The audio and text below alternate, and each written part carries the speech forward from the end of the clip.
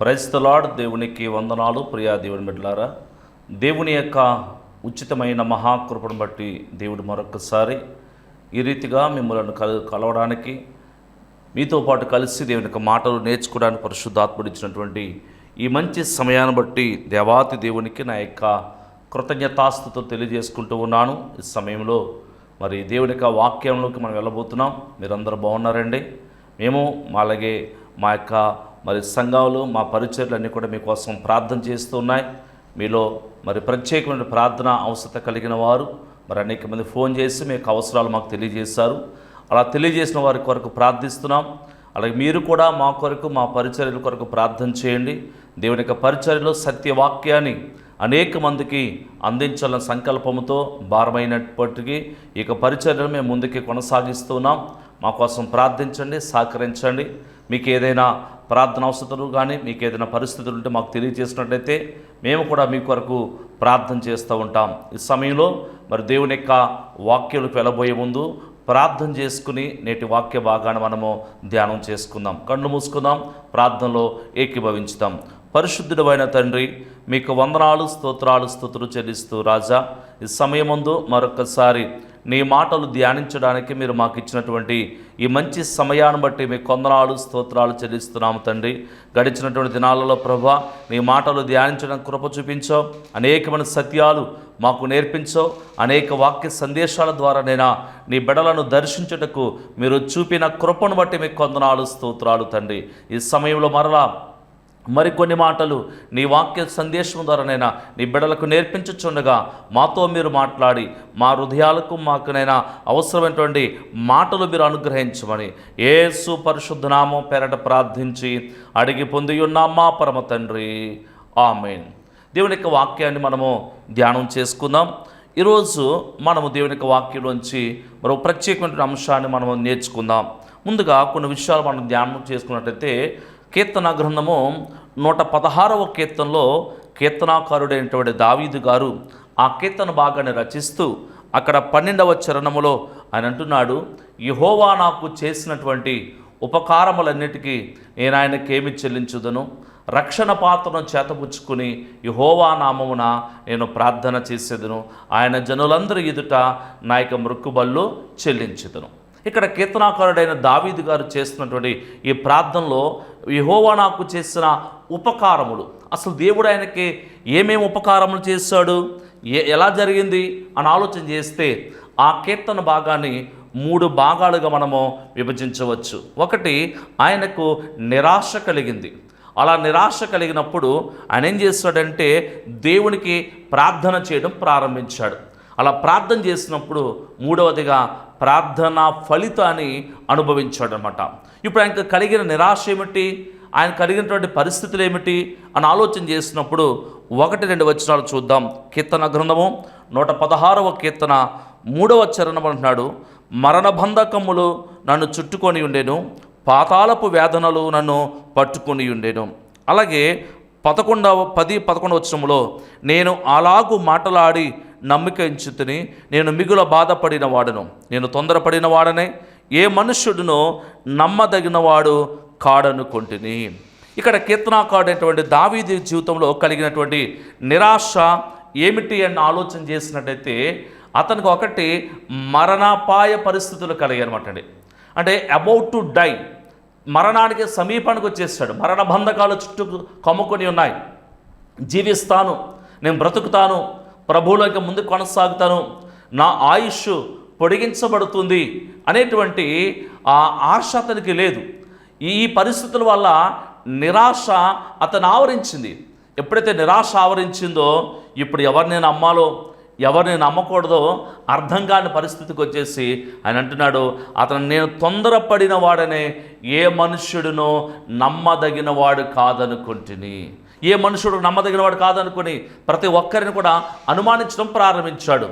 ఇలాంటి క్రిటికల్ పరిస్థితుల్లో ఉన్నప్పుడు ఇప్పుడు ఆయన ఏం చేశాడంటే దేవునికి ప్రార్థన చేయడం ప్రారంభించాడు. ప్రభువా, నాకు కలిగినటువంటి ఈ యొక్క మరణాపాయ పరిస్థితుల్లో, ఈ మరణ బంధకరమైనటువంటి ఈ పరిస్థితుల మధ్యలో నేను ఎవరిని నమ్మాలో, ఎవరిని నమ్మకూడదో, ఏది వాస్తవమో ఏది అవాస్తవమో, ఎటు పోవాలో ఏం చేయాలో అర్థం కానటువంటి పరిస్థితి నా జీవితానికి అలముకుంది నాయనా. ఎలాగ నేను ముందుకు కొనసాగాలి, ఏమి చెయ్యాలి అని అతడు ప్రార్థన చేసినప్పుడు దేవుడు అతని ప్రార్థనను ఆలకించాడు. అలా ప్రార్థన ఆలకించి అతనుకు కలిగినటువంటి మరణాపాయ పరిస్థితి నుంచి తప్పించి అతని ఆయుష్ను పొడిగించడం జరిగింది. అతను కొన్నటువంటి ఆ యొక్క ఆయు ప్రమాణము పెరగడం జరిగింది. ఇప్పుడు అతను అంటున్నాడు, నేను యెహోవా నామం బట్టి ప్రార్థన చేసేదను, ఆయన జనులందరూ ఎదుటి నా మొక్కుబళ్ళు చెల్లించేదను. నిజమే దేవులారా, మన జీవితాల్లో కూడా అనేక పరిస్థితులు మన జీవితాల్లో కలుగుతున్నాయి. నేటి సమాజంలో నేటి యొక్క ప్రస్తుత పరిస్థితుల్లో చూసినప్పుడు ఎటు చూసినా కానీ అపాయాలు ఆవరిస్తూ ఉన్నాయి. ఎటు చూసినా ఇటువైపు నుంచి ఏ ప్రమాదం పొంచుకొస్తుందో మనం జాగ్రత్తగా వెళ్తున్నప్పటికీ, మనము మన పరిస్థితులలో మంచిగానే ఉన్నప్పటికీ అవతల వైపు నుంచి కూడా ప్రమాదాలు పొంచిన పరిస్థితులు చూస్తూ ఉన్నాయి. మన కండ్ల ఎదుటే ఎన్నో యాక్సిడెంట్స్ జరుగుతూ ఉన్నాయి, ఎన్నో ప్రమాదాలు జరుగుతున్నాయి. ఎంతోమంది మనకంటే గొప్పవారు, తెలివైన వారు, మంచివారు, చాలా గొప్పవారు కానీ తమ ప్రాణాలు కూడా విడిచిపెడుతూ ఉన్నారు. కానీ ఏమీ యోగ్యత లేకపోయినా, ఏ అర్హత లేకపోయినప్పటికీ, ఎలాంటి క్వాలిఫికేషన్స్ కానీ ఇటువంటి స్థితి లేకపోయినా కేవలం ఇంకా మనం బ్రతికిపడ్డామంటే, మనం కూడా ఒకసారి వెనక్కి తిరిగి ఆలోచన చేసుకుంటే, మనకి జీవితాల్లో జరిగినటువంటి గత సంగతులు జ్ఞాపకం చేసుకుంటున్నప్పుడు మనం కూడా త్రుటిలో మరణాపాయం నుంచి తప్పించబడిన సంగతులు ఉన్నాయి. చాలా త్రుటిలో మన యొక్క జీవము తప్పించబడి మన ఆయుష్ పెంచబడిన పరిస్థితులు మనము చూడగలుగుతూ ఉన్నాం. ఇవన్నీ దేవుడు ఎందుకు జరిగిస్తున్నాడు? ఈ యొక్క సమయంలో మనము ధ్యానించవలసిన విషయం ఏమిటంటే, దేవుడు ఇంకను ఎందుకు మన ఆయుష్ను పొడిగించాడు? దేవుడు ఇంకను ఎందుకు మనను సజీవులుగా భూమి మీద నిలిపి ఉన్నారు? ఆయా సందర్భాలలో మన యొక్క కాలము, మన ఆయుష్ ముగిసింది అనుకుంటున్నాం. ముగియవలసిన పరిస్థితులేవి, ముగిసిపోయి ఉంటాయి అని అనుకున్నాం. కానీ క్షణికములో ఒక వెంట్రుక వాసి యొక్క తేడాలో దేవుడు పరిస్థితి నుంచి తప్పించాడు, ఆయుష్ను పెంచాడు. అలా నీ కుటుంబంలో జరిగి ఉంటుంది, నీ బిడ్డల జీవితంలో జరిగి ఉంటుంది, నీ భర్త లేదా నీ భార్య జీవితంలో జరిగి ఉంటుంది, నీ తల్లిదండ్రుల విషయంలో జరిగి ఉంటుంది, లేదా నీ జీవితంలోనే నీ పరిస్థితిలోనే అలాంటి పరిస్థితులు జరిగి ఉంటాయి. ఇలా జరిగినటువంటి పరిస్థితులు బట్టి ఒకసారి మనం కూర్చుని ఆలోచన చేసి, ఇంకా దేవుడు ఎందుకు మనను సజీవులుగా ఈ భూమి మీద నిలబెట్టాడు? ఇంకా దేవుడు ఎందుకు మనకి అవకాశం ఇచ్చాడు? ఎందుకు మనకి ఇంకా ఆయుష్ను దేవుడు పెంచుకుంటూ వెళ్తున్నాడు? ఇంకా దేవుడు ఎందుకు మనకి ఈ అవకాశాల మీద అవకాశాలు ఇస్తున్నాడు అని స్మరించుకుంటూ వెళ్ళినట్లయితే, దేని కొరకు దేవుడు మన గురించి ఏమి ఆశిస్తున్నాడు అని ఆలోచన చేసినట్టయితే, ఒక వ్యక్తిని మీకు పరిచయం చేయాలని ఆశపడుతూ ఉన్నాను. ఆయన జీవితంలో కూడా మరణాపాయ పరిస్థితి కలిగినప్పుడు అతడు దేవునికి ప్రార్థన చేయగా దేవుడు అతని ఆయుష్ను పెంచిన సందర్భాలని మనము దేవుని వాక్యంలో స్పష్టంగా చూడగలుగుతున్నాం. ఆ వ్యక్తి పేరే హిజ్కియా. హిజ్కియా అనేటువంటి ఇక రాజు జీవితంలో మనకందరికీ కూడా చాలా విశేషాలు తెలుసు. ఎందుకంటే చాలా పర్యాయాలు మనం ధ్యానిస్తూ ఉంటాం. ఆయా సందర్భాలలో ఎవరికైనా బెడ్ మీద ఉన్నప్పుడు కానీ, హాస్పిటల్లో క్రిటికల్ కండిషన్ ఉన్నప్పుడు కానీ ప్రార్థన చేస్తూ ఉంటాం. ప్రభువా, 3 రోజులు చనిపోతున్నటువంటి హిజ్కియా కోసం హిజ్కియా ప్రార్థించగా 15 సంవత్సరాల ఆయుష్ను పెంచినట్టుగా మా యొక్క కుటుంబ సభ్యులు లేదా ఫలానా వ్యక్తినైనా నేను ప్రార్థిస్తున్నటువంటి ఫలానా సహోదరికి లేదా ఫలానా సహోదరుడికి ఆయుష్ను పెంచు ప్రభువా అని మనం కూడా ప్రార్థన చేస్తూ ఉంటాం. ఆయా సందర్భాలలో మనము కూడా ఆయా హిజ్కియా గురించినటువంటి వర్తమానాలు చాలా విన్నాం, మనకందరికీ తెలిసినటువంటి సందర్భమే. అయినా ఒక్కసారి జ్ఞాపకం చేసుకుని, ఇప్పుడు ఈ సమయంలో ఆ సందర్భం ఏంటో జ్ఞాపకం చేసుకుని, హిజ్కియా యొక్క ఆయుష్ ఎందుకు పొడిగించబడిందో హిజ్కియా మాటలలోంచి మనము కొన్ని విషయాలు మనము నేర్చుకుందాం. మన బైబిల్ గ్రంథాలు తెరచినట్టయితే ఈ లేఖన భాగము కొరకే, ఈ నేటి వాక్య భాగము కొరకు మనం ధ్యానిస్తున్నటువంటి భాగము యెషయా గ్రంథము 38వ అధ్యాయం ఉన్నటువంటి ఆ మాటలన్నీ కూడా మనము ధ్యానించబోతున్నాం. మన ప్రసంగం యొక్క అంశము కూడా ఆయుష్ పెంచడానికి గల కారణాలు ఏమిటి, దేవుడు మనకు ఎందుకు ఆయుష్ పెంచుతున్నాడు అనే కారణాలను విశ్లేషించుకుంటూ మనం ముందుకి కొనసాగుదాం. వాక్యం చదివినట్టయితే చూద్దాం. చూడండి, యెషయా గ్రంథము 38వ అధ్యాయము 1వ వచనాన్ని చూద్దాం. ఆ దినములలో హిజ్కియాకు మరణకరమైన రోగము కలుగగా ప్రవక్తయు ఆమోజు కుమారుడునైన యెషయా అతని యొద్దకు వచ్చి, నీవు మరణమవుచున్నావు, బ్రతుకవు గనుక నీవు నీ ఇల్లు చక్కబెట్టుకునమని యెహోవా సెలవిచ్చుచున్నాడని చెప్పగా, ఇది మనకు తెలిసిన సందర్భమే. హిజ్కియా అనే రాజు రాజ్య పరిపాలన చేస్తున్నాడు. అతడు పరిపాలన చేస్తున్నప్పుడు దేవునికి అనుకూలమైనటువంటి, దేవునికి ఇష్టమైనటువంటి అనేకమైన కార్యాలు చేయడము జరిగింది. అవన్నీ కూడా మనము రాజుల గ్రంథంలో, అలా దినవృత్తాంతాల గ్రంథాల్లో మనము ధ్యానించగలుగుతున్నాం. అయితే ఒకరోజు అతనికి అనుకోకుండా ఒక మరణకరమైన రోగము కలిగింది. రోగాలు రెండు రకాలన్నమాట. మరణకరమైనటువంటి రోగం అంటే ఈ రోగం కలిగినప్పుడు ఖచ్చితంగా మరణమే సంభవిస్తుంది. కాబట్టి దేవుడు ఈ యెషయాను పంపించాడు. యెషయా హిజ్కియాతో చెప్పు, మరి ఎలాగో ఇంకా 3 రోజుల్లో అతడు చనిపోబోతున్నాడు, అతను మరణిస్తాడు, ఆ సంగతి హిజ్కియాకు తెలియచేయని చెప్పినప్పుడు భక్తుడైనటువంటి ప్రవక్త అయినటువంటి యెషయా గారు రాజు అయిన హిజ్కియా దగ్గరకు వచ్చి, అయ్యా రాజా, మరి దేవుడు సెలవిచ్చిన రీతిగా నీకు కలిగినటువంటి మరణావస్థ చూస్తున్నాం, మేము చాలా బాధపడుతున్నాం. అయినప్పటికీ మీ యొక్క ఆయుష్ ముగిసింది కాబట్టి మరికొద్ది రోజుల్లో, అంటే ఎంతో కాలం లేదు, ఒక 3 రోజుల్లో మీరు ఈ యొక్క ప్రాణాన్ని విడిచిపెట్టబోతున్నారు, మీ ఆయుష్ తీరిపోయింది, మరణము మీ కొరకు ఎదురు చూస్తూ ఉంది అని తెలియజేసినప్పుడు ఎవరైనా సరే అండి, ఎంత బాధపడుతున్నా, ఎంత రోగముతో ఉన్నా, ఎంత ఆర్థిక పరిస్థితిలో ఉన్నా, ఒకవేళ రోగముతో బాధపడుతూ అప్పుడున్న పరిస్థితిని బట్టి ఒకవేళ ఎందుకు వచ్చింది బ్రతుకు, చనిపోతే బాగుండును అని అనిపించవచ్చేమో, కానీ ఎప్పుడు చచ్చిపోతామో, ఏ సమయంలో చచ్చిపోతామో వెంటనే మనకు తెలియజేస్తారనుకోండి, ఎలాగైనా సరే మనకు కూడా ఏమవుతుందంటే ఒక రకమైన బాధ కలుగుతుంది. అంతవరకు ఒకవేళ ఆ వ్యక్తి చచ్చిపోతే బాగుండు, ఎందుకు వచ్చింది జీవితం అండి, నేను ఈ బాధ భరించలేనండి, ఈ నొప్పి భరించలేకపోతున్నానండి, ఈ పరిస్థితి తట్టుకోలేకపోతున్నానండి, ఇది ఇంకా నా వల్ల కాదండి అని అనిపిస్తుంది. అలాగే మాట్లాడతాం మనం. కానీ తీరా ఆ పరిస్థితి వచ్చినప్పుడు నువ్వు 1 గంటలో చచ్చిపోతావు, రేపు ఉదయానికైనా నీ ప్రాణం పోతుంది అని తెలియజేసినప్పుడు ఖచ్చితంగా మనకేమవుతుందంటే ఒక రకమైన బాధ కలుగుతుంది అన్నమాట. ఇప్పుడు హిజ్కియా పరిస్థితి కూడా అలాగే ఉంది. ఏమన్నాడు, 3 రోజులు చచ్చిపోతామని చెప్పాడు. వెంటనే హిజ్కియా గోడ తట్టు తన ముఖాన్ని తిప్పుకొని దేవుని సన్నిధిలో కన్నీళ్లు విడిచుచు ప్రార్థన చేస్తున్నాడు. దేవుని అడుగుతున్నాడు, ప్రభువా, ఇది కూడా నేను చచ్చిపోతాను అని ప్రవక్త అయిన యెషయా గారు చెప్పారు. ఒకవేళ నా ఆయుష్ ఇక్కడితో ముగియడం అని చిత్తమైతే ముగించనే, నేను చనిపోతాను మంచిదే, కానీ ఒక్కసారి జ్ఞాపకం చేసుకునైనా నేను నీ సన్నిధిలో ఎలా నడుచుకున్నానో, నేను ఎలా ప్రవర్తించానో, నేను ఏ రీతిగా నీ సన్నిధిలో వెళ్ళానో ఒకసారి జ్ఞాపకం చేసుకో ప్రభువా అని హిజ్కియా ప్రార్థన చేస్తాడు. ఆయన చేస్తున్నటువంటి ఆ ప్రార్థన ఒక్కసారి జ్ఞాపకం చేసుకుని మనం ముందుకు వెళ్ళిపోదాం. 2వ వచనం చూద్దాం, చూడండి. యెషయా గ్రంథము 38:2వ వచనం. యెహోవా యథార్థ హృదయుడై సత్యముతో నీ సన్నిధిని నేనెట్లు నడుచుకుంటునో, నీ దృష్టికి అనుకూలముగా సమస్తమును నేనెట్లు జరిగించుతునో కృపతో జ్ఞాపకము చేసుకునమని హిజ్కియా కన్నీళ్లు విడిచుచు యెహోవాకు ప్రార్థన చేయగా, హిజ్కియా ప్రార్థన చేయడం ప్రారంభించాడు. ప్రభువా, యథార్థ హృదయుడై నేను ఎలాగూ ప్రవర్తించానో, నేను ఏ రీతిగా సన్నిధిలో నడుచుకున్నానో, ఎలా క్రియలు జరిగించానో నీకు తెలుసు కదా, ఇవన్నీ ఒక్కసారి జ్ఞాపకం చేసుకునే ప్రభువా, నా ప్రార్థన ఆలకించి కృప చూపించు అని ప్రార్థన చేశాడు.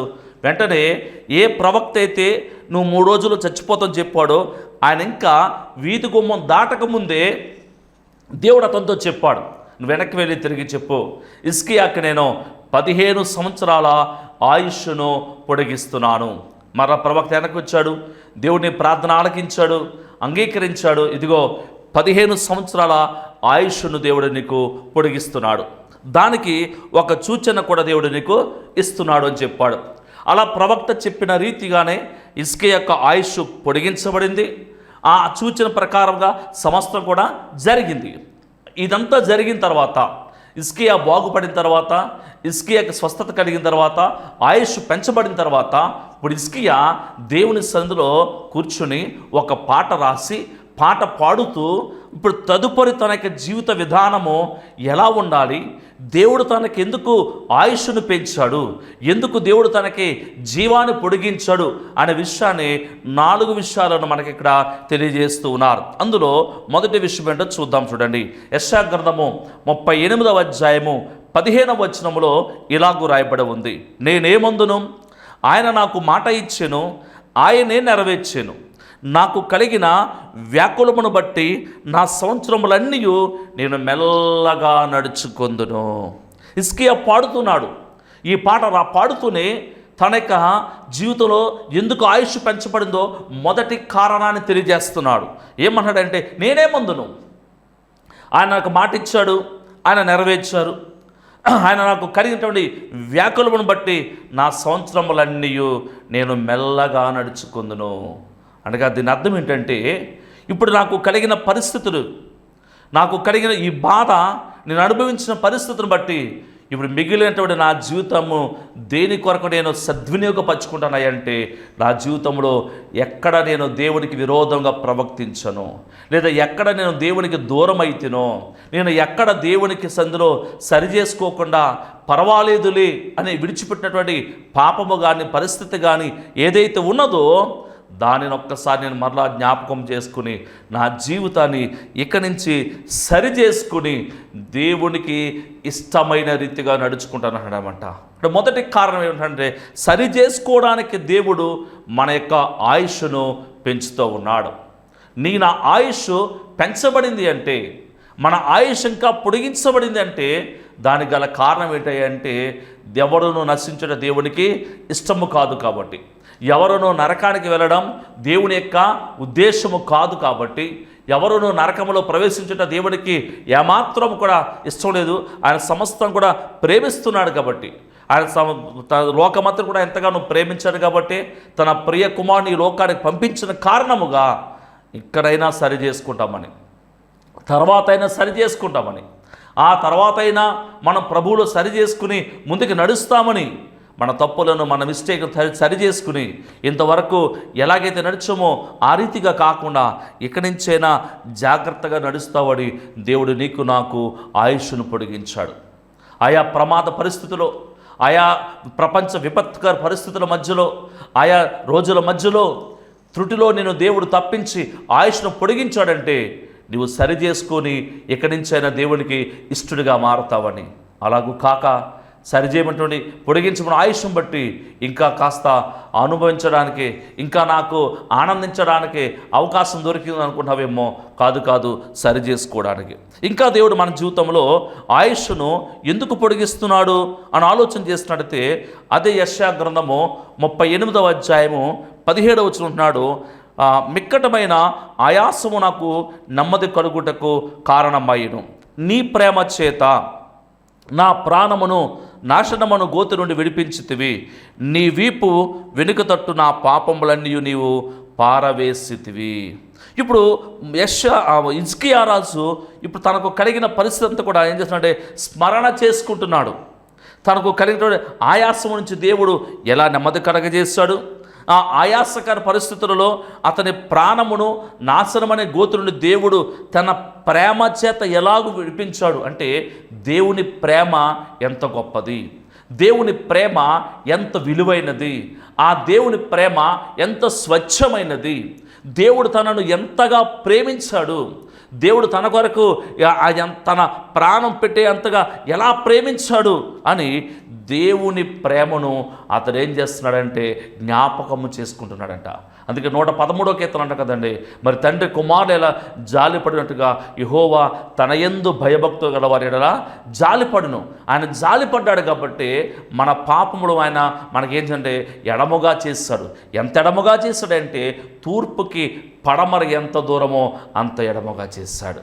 ఇక్కడ దేవుడు ఎందుకు మనకు ఆయుష్ పెంచాడంటే మనము ఆయన ప్రేమను స్మరణ చేసుకోవడానికి. ప్రతిరోజు మన అనుదిన జీవితంలో, ప్రతిరోజు మన వ్యక్తిగత జీవితాలలో, మన యొక్క జీవనోపాధులలో, మన వ్యాపారాల్లో, మన ఉద్యోగాలలో, మన స్టడీస్లో, మన జీవితంలో, మన జీవన గతులలో ముందుకు కొనసాగుతున్నప్పుడు ప్రతిరోజు దేవుని యొక్క ప్రేమను, దేవుని యొక్క ఆ ఆప్యాయతను, దేవుడు నీ కొరకు చేసిన త్యాగాన్ని, దేవుడు నీకు ఇచ్చినటువంటి స్థితిని ప్రతిరోజు స్మరణ చేసుకుంటూ దేవునికి నువ్వు కృతజ్ఞతాస్తుతులు చెల్లిస్తున్నావా? ఒకటి సరి చేసుకోవడానికి, ఇంకేదైనా సరి చేసుకుంది ఉన్నట్టయితే దాన్ని సరి చేసుకోవడానికి దేవుడు మనకు ఆయుష్ను పొడిగించాడు. రెండవదిగా మనము దేవుని ప్రేమను స్మరణ చేసుకోవడానికి దేవుడు మన ఆయుష్ను పెంచాడు. నువ్వు స్మరణ చేసుకుంటూ ఉండాలి. ఎప్పుడు అపాయం తప్పినటువంటి కష్టము తీరినటువంటి, మరణమును తప్పించుకుంటుండే ఆ తొలి దినాలలో, మొదటి రోజుల్లో దేవుని స్తుతిస్తూ, దేవుని గురించి సాక్ష్యమిస్తూ, దేవుని గురించి అనేక మందికి చెబుతూ, తర్వాత రాను రాను రాను కాలాలలో, తర్వాత రోజులు గడిచి కొలది, సంవత్సరాలు గడిచి కొలది మరలా దేవునికి దూరం అవుతున్నావేమో, దేవుడు చేసిన మేలును మర్చిపోతున్నావేమో, ఆయన చూపిన ప్రేమను మర్చిపోతున్నావేమో. అందుకే ఈ సమయంలో దేవుడు వాక్యం ద్వారా నీతోనూ నాతోనూ మాట్లాడుతున్నాడు. ఆయన నిత్యము కూడా మన జీవితకాలం అంతా ఏం చేయాలంటే ఆయన ప్రేమను మనము స్మరణ చేసుకుంటూ ఉండాలి. ఎలా తప్పించాడు తన ప్రేమ చేత, ఎలా మన పాపాలు పరిహరించాడు, ఎలాగో మనకు రావాల్సిన శిక్షణ ఆయన భరించాడు, ఎలాగో నరకం నుండి ప్రేమ చేత అయినా మనం తప్పించాడు. మనం ఏం చేయాలంటే జ్ఞాపకం చేసుకునే వారు ఉండాలని దేవుడు మన ఆయుష్ను పెంచాడు.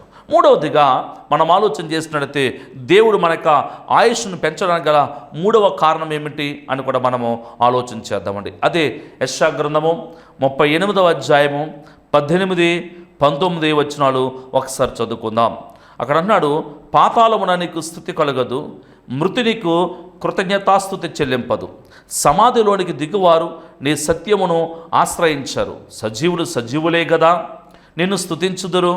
ఈ దినమున నేను సజీవుడనై నిన్ను స్తుతించుచున్నాను, తండ్రులు కుమారులకు నీ సత్యమును తెలియజేతురు, యెహోవా నన్ను రక్షించువాడు. ఇక్కడ మూడో విషయం చెప్తున్నటువంటి విషయం ఏంటంటే, ఆయన అన్నాడు, ప్రభువా పాతాళంలో నీకు స్తుతి కలగదు, అలాగే మృతులు నిన్ను స్తుతించలేరు.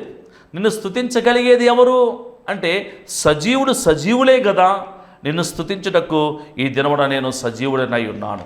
అంటే నేను ఎందుకు బ్రతుకున్నాను, ఈరోజు నేను ఎందుకు సజీవుడనై ఉన్నాను, ఎందుకు దేవుడు యొక్క ఆయుష్ను పెంచాడు అంటే హిజ్కియా చెప్తున్నాడు, దేవుడు ఎందుకు ఇంకా మనం సజీవుడు గుంచాడంటే మనం ఇంకాను ఆయనను స్తుతించే వారిగా ఉంటాము. ఇక్కడ నుంచి కనుక నేను ఎలా ఉంటాను సందులో ఇలా నడుచుకుంటాను ప్రభువా, ఇలా స్తుతిస్తాను తండ్రి, ఇలా ఆరాధిస్తాను తండ్రి, ఇలా నీ పరిచయం కొనసాగుతాను తండ్రి, లేకపోతే ఈ రీతిగా నీ దైవజనుడితో కలిసి సేవలో కొనసాగుతాం ప్రభా అని ఏవో మొక్కుబడులు చేసుకుంటూ ఉంటాం, ఏవేవో సమర్పణ చేసుకుంటూ ఉంటాం. కానీ అవన్నీ చేసుకుని ఆ అపాయం తప్పించబడిన తర్వాత, ఆయుష్ పొడిగించబడిన తర్వాత ఇప్పుడు మనం ఏం చేస్తాం, కొద్ది రోజులు బాగానే ఉంటాం, తర్వాత దేవుని సందుకు రావడం లేదేంటమ్మా, వెనకాడిపోతున్నారేంటి, గత 4 వారాలుగా రావడం లేదేంటి, 2-3 నెలలుగా మందిరాన్ని మీరు కనిపించడం లేదంటే సాకులు చెప్తాం. ఏమిటా సాకులు అంటే, ఖాళీ లేదండి, చాలా బిజీగా ఉన్నానండి, మా కుటుంబ సభ్యుల విషయంలో బిజీగా ఉన్నానండి, నా బిడ్డల భవిష్యత్తును ఏర్పరచడం బిజీగా ఉన్నానండి, ఈ వ్యాపారంలో బిజీగా ఉన్నాను, ఉద్యోగ బాధ్యతలో బిజీగా ఉన్నాను, నా కుటుంబ పనుల్లో బిజీగా ఉన్నాను, అసలు ఖాళీ ఉండడం లేదు, నీరసం వచ్చేస్తుంది. దేవుని సంగమ జ్ఞాపకం పెట్టుకో. దేవుని బిడ్డలారా గుర్తించుకోండి, దేవుడు నీకు నాకు ఆయుష్ను పొడిగించింది దేని కొరకంటే ఆయనను మనము స్తుతించడానికి. ఆ సంగతి మర్చిపోవద్దు. నాలుగవదిగా ఇప్పుడు యెషయా ఎందుకు తన ఆయుష్ పొడిగించబడిందో చెప్తున్నాడు. యెషయా గ్రంథము 38వ అధ్యాయము 20 వచనం అన్నాడు, మన జీవిత దినములన్నీ యెహోవా మందిరములో తంతి వాయిద్యములు వాయింతుము. ఇక్కడ ఆలోచన చేసేప్పుడు ఈయన రాజు అయితే, ఇంతవరకు ఇప్పుడు ఇతను రాజు కాబట్టి ఎక్కడ గడిపాడు తన జీవితాన్ని, అంతఃపురంలో గడిపాడు, పరిపాలన విషయాలు గడిపాడు, మంత్రులతో గడిపాడు, సైనికులతో గడిపాడు. కానీ ఇప్పుడు అంటున్నాడు, మిగిలినటువంటి మన జీవిత దినములన్నీ కూడా నేను ఎక్కడ గడుపుతున్నాయంటే యెహోవా మందిరంలో గడుపుతాను. అంటే దేవుడికి సమీపంగా ఉంటాను, దేవునితో ఉంటాను. రాజే సమర్పించుకుంటున్నాడు, నేను దేవుని మందిరంలో గడుపుతాను అనగా ఇతను ఒక నూతనమైన సమర్పణ జీవితంలోకి వచ్చాడు అనమాట. తన ఆయుష్ పొడిగించబడింది దేనికో గుర్తించి హిజ్కియా అన్నాడు, నేను ఇక్కడి నుంచి ఒక సమర్పణ చేసుకుంటున్నాను. ఏంటంటే నా చిరకాలము యెహోవా మందిరంలో నేను నివాసము చేసేదనని. అందుకే అతను సమర్పించుకున్నాడు కాబట్టి అతను ఆయుష్ 15 సంవత్సరాలు నిర్విరామంగా కొనసాగించబడింది.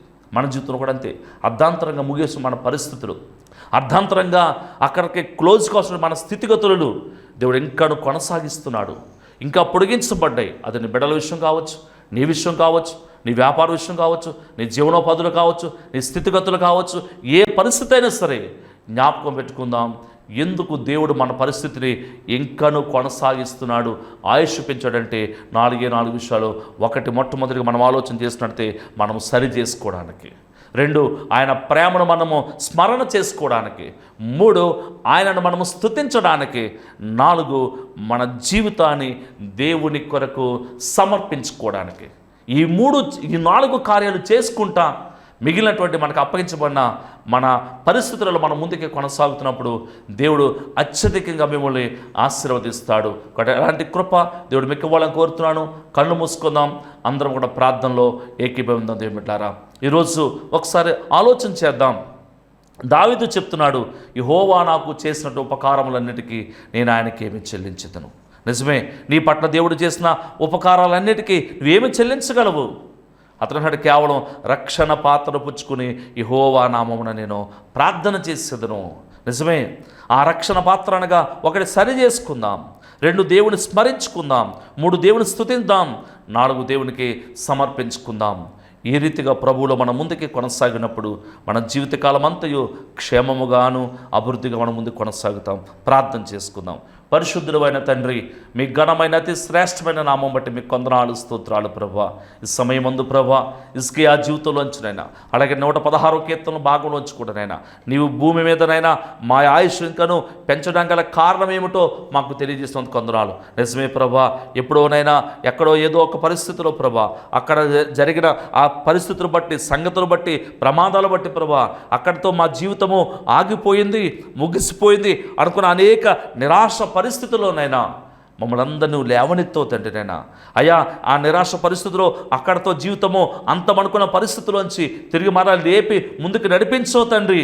ఎంతవరకు కొనసాగింపజేసావు, దానికి గల కారణము తండ్రి నైనా మేము సరి చేసుకుని నిన్ను స్మరించుకుంటూ, అయ్యా నేను స్తుతిస్తూ, అయ్యా నీకు సమర్పించుకుని నీలో ముందుకి కొనసాగాలని మాకు స్పష్టంగా తెలియజేసినందుకు వందనాలు ప్రభా. అలాంటి పరిస్థితుల్లో నిబడలు ప్రభా ఇక్కడి నుంచి తమ జీవితాల్లో ప్రభా ఆ రీతిగా నీలో ముందుకి కొనసాగుటకు కృప చూపించండి. అలాంటి సమర్పణ జీవితంలోకైనా నీ బిడలను మీరు నడిపించమని ప్రార్థన చేస్తున్నాను తండ్రి. ఈ మాటలు వింటున్నా నీ బిడలందరినీ దర్శించండి, వారి కుటుంబాలు దర్శించండి ప్రభా. వారి కుటుంబాలు ఉన్న ప్రతి అవసరతలు మీరు తీర్చండి, అక్కర్తలు మీరు తీర్చండి, ఇబ్బందుల నుంచి విడుదల కలిగించండి. యేసు అధికారము కలిగే నామలో వారి కుటుంబాలలో ఒక నూతన కార్యాన్ని జరిగించమని ప్రార్థన చేస్తున్నాం తండ్రి. ఎవరే పరిస్థితుల చేత బంధించబడినప్పటికీ, ఎవరే నిరాశతో అయ్యా కుమిలిపోతున్నప్పటికీనైనా, ఎవరి బంధకాల చేతనైనా ముందుకు కొనసాగుతున్నప్పటికీ యేసుక్రీస్తు అధికారము కలిగే నామలో నీ బిడలకు విడుదల కలుగునుగాక, విమోచన కలుగునుగాక అని ప్రార్థన చేస్తుందండి. కార్యము చేసి నడిపించమని, విన్న వాక్యాన్ని హృదయాలు భద్రపరచుకొని ఆ రీతిగా సరి చేసుకుని ముందుకెళ్ళి కృప దయచేయమని యేసు పరిశుద్ధ నామం పేరట ప్రార్థించి అడిగి పొంది ఉన్నామా పరమ తండ్రి, ఆమేన్. ఆశీర్వాదం. సర్వలోకాన్ని సృష్టించిన సృష్టికర్త అయిన దేవుని ప్రేమ, మన కొరకే తన ప్రాణం అర్పించి తిరిగి లేచిన యేసుక్రీస్తు వారి కృప, ఆయన రాకడికే మనం సిద్ధపరచు పరిశుద్ధాత్మ దేవుని అన్యోన్య సహవాసం మీకు మీ కుటుంబాలకి తోడే నడిపించునుగాక. ఆమేన్, ఆమేన్.